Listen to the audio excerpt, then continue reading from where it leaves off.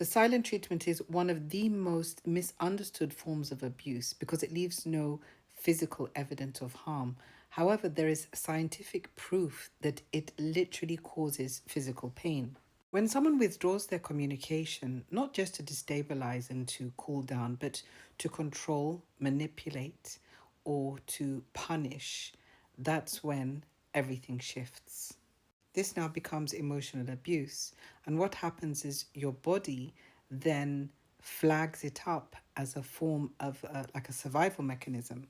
This is known as the social pain overlap theory, and the same neural paths and circuits get triggered and they register this as pain. So the anterior cingulate cortex and the insula get activated, and because it registers pain, your body then goes into that mode or into that it processes the pain. So rejection then becomes pain and it becomes a physical pain.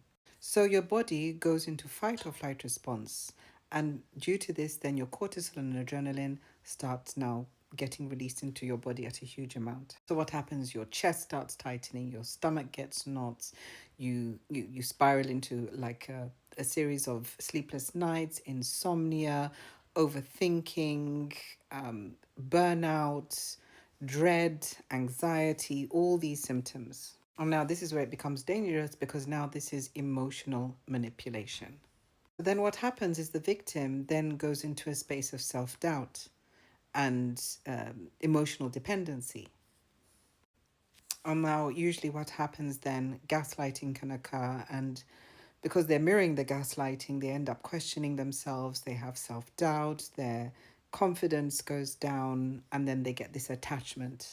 So the victim feels unsettled, unsafe, and very dysregulated. So what happens? This literally throws the whole body off to a point where they seek validation or they're desperate for the reconnection or the communication again. So then the body goes, because the body goes into survival mode, this then usually triggers a whole lot of like a string of even health problems like autoimmune disease, ME, so many different things, and even depression.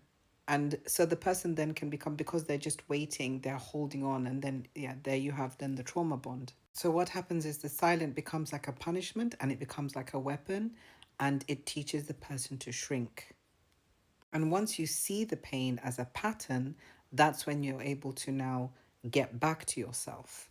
And then once you see the pattern, you're able then to get your power back, and whatever you've lost of yourself, you then find yourself again and you can break out of that pattern.